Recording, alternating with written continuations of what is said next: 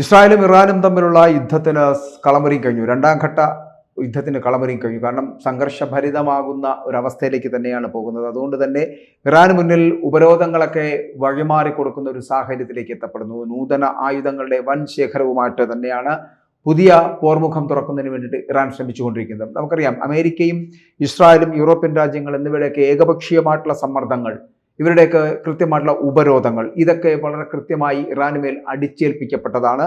അത് ശക്തമാകുമ്പോൾ കൂടിയും ഇറാൻ കൂടുതൽ കരുത്താർജിച്ച് മുന്നോട്ട് പോകുന്ന ഒരു കാഴ്ചയാണ് നമുക്ക് കാണാൻ കഴിയുന്നത്. അത്തരത്തിൽ പാശ്ചാത്യ ശക്തികൾ അവരുടെ സൈനിക സാന്നിധ്യം വർദ്ധിപ്പിക്കുകയും ഒപ്പം തന്നെ സാമ്പത്തികമായിട്ടുള്ള ഉപരോധങ്ങൾ അത് കർശനമാക്കുകയും ചെയ്യുന്ന സാഹചര്യത്തിലാണ് അവരുടെ താല്പര്യങ്ങൾക്ക് വഴങ്ങാൻ തയ്യാറല്ല എന്നുള്ള വ്യക്തമായിട്ടുള്ള സന്ദേശം നൽകിക്കൊണ്ട് ഇറാൻ മുന്നോട്ട് കുതിക്കുന്നത് എന്ന് പറയുകയാണ്. അതായത് ഇറാനിയൻ ഭരണകൂടത്തിനെതിരെ നമുക്കറിയാം ഈ അടിസ്ഥാനരഹിതമായിട്ടുള്ള പലതരത്തിലുള്ള ആരോപണങ്ങൾ, ഈ ആരോപണങ്ങൾ പലപ്പോഴും ഉന്നയിക്കുകയും അപ്പോഴൊക്കെയും ഇസ്രായേലിന്റെ താല്പര്യങ്ങൾക്ക് വേണ്ടി നിലകൊള്ളുകയും ചെയ്യുന്ന ഈ പാശ്ചാത്യ ഒരു അച്ചുതണ്ടുണ്ട്. ആ അച്ചുതണ്ടിന്റെ ഭീഷണിയെ വളരെ തന്ത്രപരമായിട്ടും സൈനികമായിട്ടും നേരിടാൻ തന്നെയാണ് ഇറാൻ ഒരുങ്ങുന്നതായിട്ടുള്ള സൂചനകളാണ് ഇപ്പോൾ പുറത്തു വരുന്നത്. ഇപ്പോൾ ഇതിനകത്ത് അമേരിക്കയുടെയും ഇസ്രായേലിന്റെയും ഒക്കെ ഒപ്പം തന്നെ യൂറോപ്യൻ രാജ്യങ്ങളുടെയൊക്കെ ഒരു ഇടപെടലുണ്ട്. അത് വ്യാവസായിക സാമ്പത്തിക ഉപരോധങ്ങൾ അടക്കമുള്ളവ ഇറാനിയൻ ഭരണകൂടത്തിനെതിരെ നടത്തുന്നുമുണ്ട്. പക്ഷേ അതിനെയൊക്കെ മറികടന്നുകൊണ്ട് മുന്നോട്ട് പോകാൻ അവർക്ക് കഴിയുമെന്നുള്ളതിൻ്റെ സൂചന എന്ന് പറയപ്പെടുന്നത് എന്തുകൊണ്ടാണ്? റഷ്യയുടെ വളരെ കൃത്യമായിട്ടുള്ള ഇടപെടലുകളാണോ എന്ന് സംശയിക്കേണ്ടിയിരിക്കുന്നു. ഇവിടെ ഇറാനും ഇസ്രയേലും തമ്മിലുള്ള രണ്ടാം ഘട്ട തുറന്ന സംഘർഷം അതുണ്ടാകുവാനുള്ള സാധ്യത ഇവിടെ വർദ്ധിച്ചിരിക്കുകയാണ്. അങ്ങനെ ഒരു യുദ്ധത്തിൻ്റെ മുൻപിലാണ് ഇപ്പോൾ ഇറാനും ഇസ്രായേലും എത്തപ്പെടുന്നത്. ഇസ്രായേലിന് ഹമാസുമായിട്ടുള്ള യുദ്ധം അവസാനിച്ചിട്ടില്ല. ആ സാഹചര്യത്തിൽ തന്നെയാണ് ഇറാനുമായിട്ടുള്ള യുദ്ധത്തിൻ്റെ അല്ലെങ്കിൽ സംഘർഷത്തിൻ്റെ സാധ്യതകൾ വർദ്ധിച്ചു കൊണ്ടിരിക്കുന്നതും.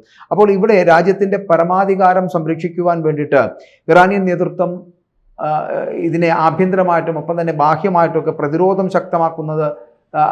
ശക്തമാക്കിക്കൊണ്ടിരിക്കുകയാണ്. പക്ഷെ ആ ഇറാനിയൻ ഭരണകൂടത്തിനെ ഏതെങ്കിലും തരത്തിൽ തകർക്കാമെന്ന് ശ്രമിച്ചാൽ അത് നടക്കുവാനുള്ള സാധ്യത ഇപ്പോൾ വിരളമാണ്, കുറവാണ്. കാരണം ഇസ്രായേലുമായിട്ട് ബന്ധപ്പെടും. കാരണം ഇസ്രായേൽ ഒരേ സമയത്തിന് രണ്ട് വിഭാഗത്തെയും യുദ്ധത്തിലേക്ക് കൊണ്ടുവരണം. രണ്ട് വിഭാഗത്തിനോട് യുദ്ധം ചെയ്യേണ്ട ഒരു സ്ഥിതിവിശേഷം ഇപ്പോൾ ഇസ്രായേലിന് ഉണ്ടായിരിക്കുകയും ചെയ്യുന്നു. ഇസ്രായേലുമായിട്ട് 2025 ജൂണിൽ നടന്ന 12 ദിവസത്തെ സംഘർഷം, ആ സംഘർഷം കഴിഞ്ഞതിന് ശേഷം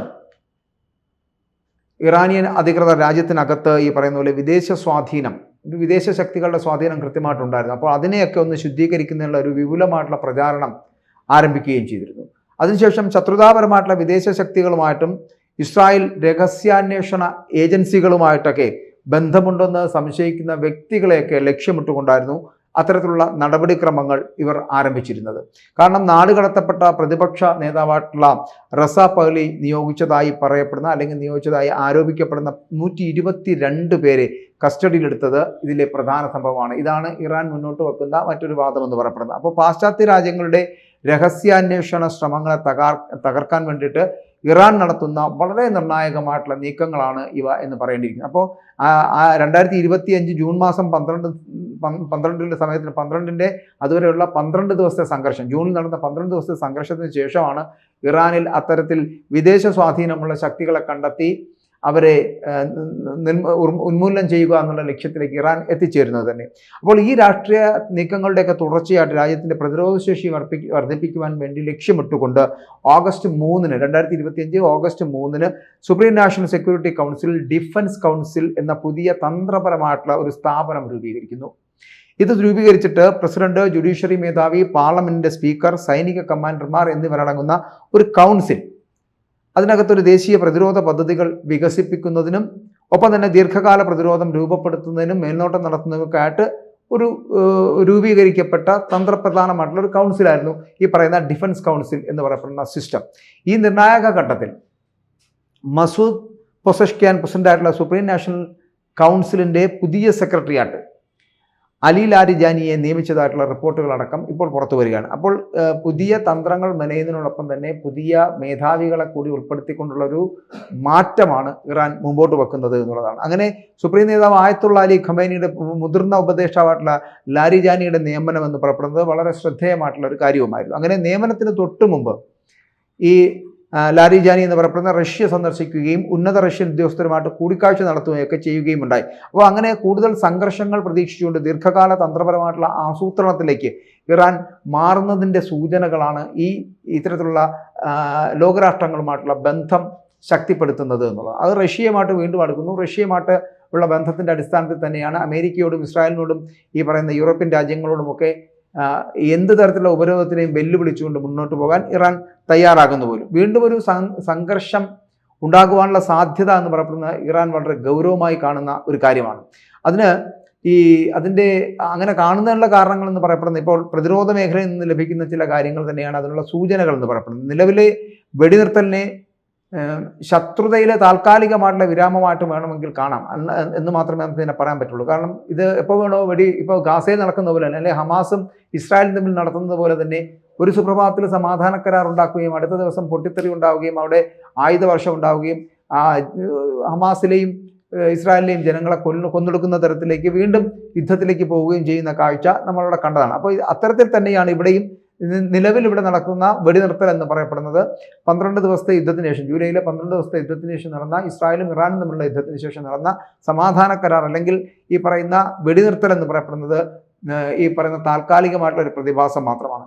അതെപ്പോൾ വേണോ തകരുകയും ചെയ്യാം. അപ്പോൾ അതുകൊണ്ട് തന്നെ ആ താൽക്കാലികമായ പ്രതിഭാസം ഇനി മുന്നോട്ട് പോകാനുള്ള സാധ്യതകൾ, അതുകൊണ്ട് തന്നെ രണ്ടാം ഘട്ട സംഘർഷത്തിനുള്ള സാധ്യതയാണ് ഇപ്പോൾ മുന്നിൽ കാണുന്നത്. അപ്പോൾ 12 ദിവസത്തെ പോരാട്ടത്തിൽ ഇറാൻ ഏറ്റവും നൂതനമായിട്ടുള്ള ആയുധങ്ങൾ ഉപയോഗിക്കുന്നതെന്ന് വിട്ടുനിന്നതായിട്ട് തന്നെയാണ് അവരുടെ പ്രതിരോധ മന്ത്രി അടക്കം പറയുന്നത്. കാരണം എന്തുകൊണ്ടായിരിക്കും? ഇനി വരാൻ പോകുന്ന പുതിയ പോരാട്ടത്തിൽ ചിലപ്പോൾ നൂതനമായിട്ടുള്ള ചില ആയുധങ്ങളടക്കം ഉപയോഗിക്കുവാനുള്ള സാധ്യതയുണ്ട്.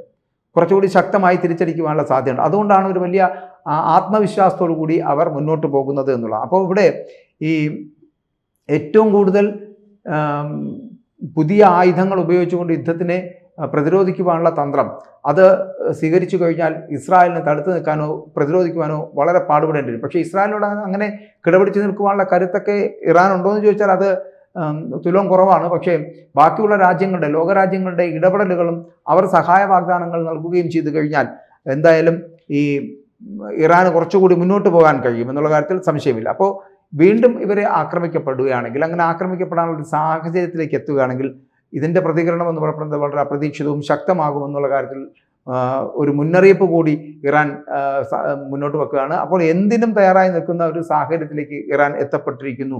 Iranian parliamentary speaker Mohammad Bagher Ghalibaf അദ്ദേഹം പോലും ഈ യുദ്ധം പൊട്ടിപ്പുറപ്പെടാനുള്ള സാധ്യതയുണ്ട് എന്ന് തന്നെയാണ് അദ്ദേഹം രാജ്യം തയ്യാറായിരിക്കേണ്ട ഒരു സാഹചര്യമാണ് എന്നുകൂടി അറിയിക്കുന്നുമുണ്ട്. അപ്പോൾ ഇതൊക്കെ വരാൻ പോകുന്ന യുദ്ധത്തിൻ്റെ മുന്നോടിയായിട്ടുള്ള ചില ക്രമീകരണങ്ങൾ മാത്രമാണ് എന്ന് പറയേണ്ടിയിരിക്കുന്നത്. അതുപോലെ തന്നെ അമേരിക്കയും യൂറോപ്യൻ രാജ്യങ്ങളും ചേർന്ന് വിരോധങ്ങൾ കർശനമാക്കുമ്പോഴാണ് ഈ പാശ്ചാത്യ രാജ്യങ്ങളുമായിട്ടുള്ള സംഭാഷണ സാധ്യതയെക്കുറിച്ചുള്ള സംശയം ഇറാനിൽ ശക്തമാകുന്നത്. അതായത് ഈ 2015 ആണവ കരാർ നമുക്കറിയാമല്ലോ. ആ ആണവ കരാറുമായിട്ട് ബന്ധപ്പെട്ടിട്ട് അന്ന് അനുശാസിപ്പിക്കുന്ന ചില നിയമങ്ങൾ, ചില കാര്യങ്ങളുണ്ടായിരുന്നു. സ്നാക്ക് ബാക്ക് സംവിധാനം സജീവമാക്കിയുള്ള നേരിട്ടുള്ള പ്രതികരണം. അതെന്ന് പറഞ്ഞാൽ ആണവ നിർവ്യാപന ഉടമ്പടി. ആ ഉടമ്പടിയിൽ നിന്നും അന്താരാഷ്ട്ര ആണവോർജ ഏജൻസിക്ക് പരിശോധനാധികാരം നൽകുന്ന അധിക പ്രോട്ടോക്കോളിൽ നിന്നും പിന്മാറാൻ ആവശ്യപ്പെടുന്ന ഒരു കരട് പദ്ധതിയുടെ വിശദാംശങ്ങളാണ് ഇറാൻ പാർലമെന്റ് പുറത്തുവിട്ടിരിക്കുന്നത്. അപ്പോൾ കൂടാതെ ലോകശക്തികളുമായിട്ടുള്ള ചരിത്രപരമായ ആണവ കരാറിന്റെ 10 വർഷത്തെ നിർബന്ധിത കാലാവധി അവസാനിച്ചതോടെ ഇറാൻ തങ്ങളുടെ ആണവ പരിപാടികൾക്കുമുള്ള എല്ലാ അന്താരാഷ്ട്ര നിയന്ത്രണങ്ങളിൽ നിന്നുള്ള പൂർണ്ണമായിട്ടും മോചനവും ഇറാൻ പ്രഖ്യാപിച്ചിരിക്കുകയാണ്. അപ്പോൾ അതുകൊണ്ട് തന്നെ കരാർ ലംഘിച്ച് ഏകപക്ഷീയമായി പിന്മാറിയ അമേരിക്കൻ നിലപാടുകൾക്കുള്ളൊരു മറുപടി കൂടിയാണ്. അത് മാത്രമല്ല യൂറോപ്യൻ രാജ്യങ്ങളുടെ സ്നാപ്പ് ബാക്ക് നീക്കങ്ങൾക്കുള്ള ശക്തമായിട്ടുള്ള ഒരു താക്കീത് കൂടിയാണ് ഇവിടെ ഇറാൻ മുന്നോട്ട് വയ്ക്കുന്നത് എന്ന് വേണമെങ്കിൽ പറയാം. കാരണം ഇറാന്റെ ഇത്തരത്തിലുള്ള പ്രഖ്യാപനം എന്ന് പറയപ്പെടുന്നത് യുദ്ധം അകലെയല്ല എന്നുള്ളതിൻ്റെ സൂചനകളാണ്. അപ്പോൾ ഇനി മുതൽ ഈ ആണവ പദ്ധതിക്ക് മേൽ ഒരു നിയന്ത്രണവും നിലനിൽക്കുന്നില്ലെന്ന് ഇറാൻ വിദേശകാര്യ മന്ത്രാലയം അടക്കം ഇപ്പോൾ പ്രസ്താവിച്ചിട്ടുമുണ്ട്. അങ്ങനെ നയതന്ത്രത്തോടുള്ള ഒരു പ്രതിബദ്ധത വളരെ ശക്തമായി ആവർത്തിച്ച് ഇറാൻ പറഞ്ഞുകൊണ്ടിരുന്നതാണ്. പക്ഷെ അതൊക്കെ ഇപ്പോൾ മാറ്റി അവർ മുന്നോട്ട് പോകുന്ന ഒരു സാഹചര്യത്തിലേക്ക് എത്തുകയും ചെയ്തു. പാശ്ചാത്യ രാജ്യങ്ങളുടെയൊക്കെ നിഷേധാത്മകമായിട്ടുള്ള നിലപാടുകൾ കാരണമാണ് വർഷങ്ങളായിട്ട് നിർജ്ജീവമായിരുന്ന ഈ കരാറിൻ്റെ ഒരു അന്ത്യം ഇപ്പോൾ ഉണ്ടായിരിക്കുന്നതെന്ന് പറയാം. അതിനുശേഷമാണ് ആഗോള നയതന്ത്ര ചർച്ചകളുടെയൊക്കെ ഭാവിയെക്കുറിച്ചുള്ള നിർണായകമായിട്ടുള്ള ചോദ്യങ്ങൾ വരുന്നതും ഇനി എന്തായിരിക്കും ലോകത്ത് സംഭവിക്കാൻ പോകുന്നത്. ഈ ഇറാൻ ആണവായുധങ്ങൾ സ്വന്തമാക്കാൻ ശ്രമിക്കുന്നു എന്ന പാശ്ചാത്യ ശക്തികളുടെയും ഇസ്രായേലിൻ്റെയും ആരോപണങ്ങൾ ഇറാൻ ശക്തമായി ദീർഘകാലമായിട്ട് നിഷേധിക്കുന്നുണ്ട്.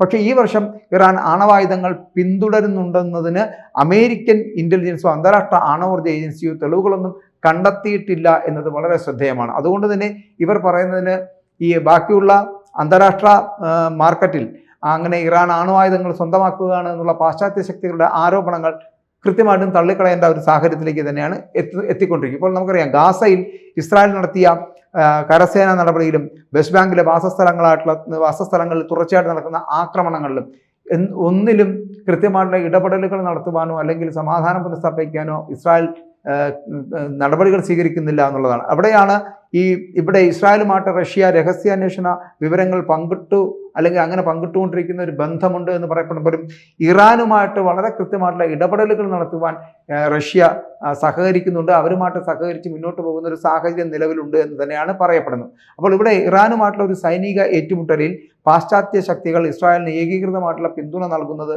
ആണ് നമുക്കിപ്പം കൃത്യമായിട്ട് മനസ്സിലാക്കാൻ കഴിയുന്ന കാര്യം.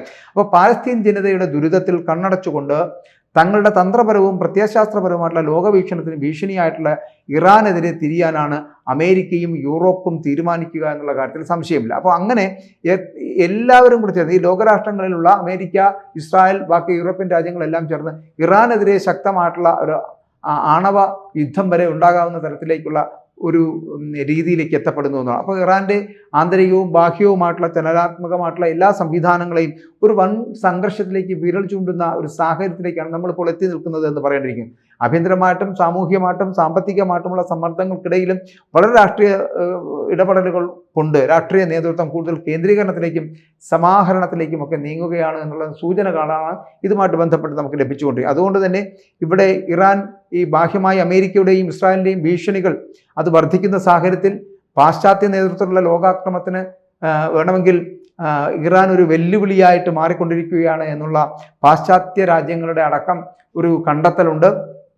ചൈനയുമായിട്ടുള്ള വളരുന്ന പങ്കാളിത്തവും ഇറാനിയൻ പ്രശ്നത്തെ ആഗോള മത്സരത്തിൻ്റെ ഭാഗമാക്കി മാറ്റുന്നു എന്നുള്ള കാര്യത്തിൽ സംശയമില്ല. അങ്ങനെ തങ്ങളുടെ എതിരാളികൾ ദുർബലരാണ് എന്നുള്ള ഒരു തെറ്റിദ്ധാരണയിൽ പ്രവർത്തിക്കുന്ന ഇസ്രായേലും അമേരിക്കയും ഒരു ചെറിയ സംഭവം പോലും വലിയ യുദ്ധത്തിലേക്ക് നയിച്ചേക്കാവുന്ന ഒരു അപകടകരമായിട്ടുള്ള സാഹചര്യം സൃഷ്ടിച്ചിരിക്കുകയാണ് ഇപ്പോൾ എന്ന് വേണമെങ്കിൽ പറയാം. അപ്പോൾ അതുകൊണ്ട് തന്നെ ഈ സാഹചര്യത്തിൽ ഈ ഭീഷണികളെയൊക്കെ വകവയ്ക്കാതെ ഇറാൻ അതിൻ്റെ ദേശീയ താല്പര്യങ്ങളും ഒപ്പം തന്നെ പരമാധികാരികളും ഒക്കെ സംരക്ഷിക്കുന്നതിനുള്ള പ്രതിരോധത്തിൻ്റെ പാതയിലാണ് മുന്നോട്ട് പോകുന്നത്. അതുകൊണ്ട് തന്നെ ഇസ്രായേലിൻ്റെ ഏതു തരത്തിലുള്ള പ്രതികരണങ്ങളെയും എതിർക്കുവാനും തടുക്കുവാനുമുള്ള കരുത്ത് ഇറാൻ നേടിക്കഴിഞ്ഞിരിക്കുന്നു. ഞാൻ ആദ്യം സൂചിപ്പിച്ച പോലെ റഷ്യയുമായിട്ടുള്ള ഒരു വ്യാപാര ബന്ധം അതിനകത്തുണ്ട്. മാത്രമല്ല ചൈനയുമായിട്ടുള്ള ഒരു ഇടപെടലുകൾ അതിനകത്തുണ്ട്.